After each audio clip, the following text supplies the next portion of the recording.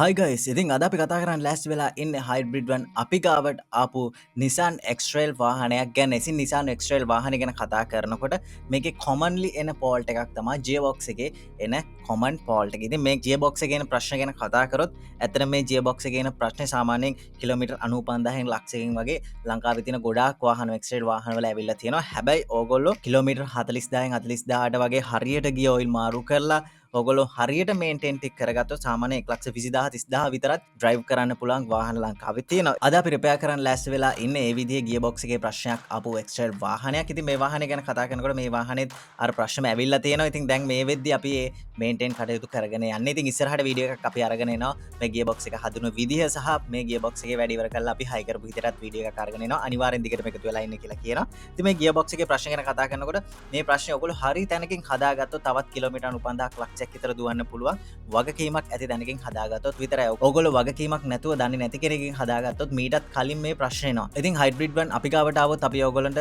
වාහනේ බලලා ඉවරලා චෙක් කරලා ඉවරලා කොටේෂන් එකක් දෙනවා. ඉතින් ඒකේ බජට් එකට තමයි අපි ඔයගොල්ලන්ගේ වාහනේ හදන්නේ. ඉතින් එතකොට ඔයාලට තීරණය කරන්න පුළුවන් අපි ගාවෙන් වාහනේ හදනවද කියලා. මොකද අපි ඔයගොල්ලන්ගේ වාහනේ හදන්න කලින්ම කොටේෂන් එකක් දීලා තියෙන නිසා වගකීමක් ඇතුව වාහනේ හදාගන්න ඕන ලංකාවේ තියෙන හොඳම තැන තමයි හයිබ්‍රිඩ් වන්. ඒක නිසා දැම්ම කෝල් කරන්න කෝල් කරලා ඔයගොල්ලන්ගේ වාහනේ තියෙන ඕනිම ප්‍රශ්නයක් විසඳගන්න හයිබ්‍රිඩ් වන් පිළියන්දල අපි ගාවට අරගෙන එන්න.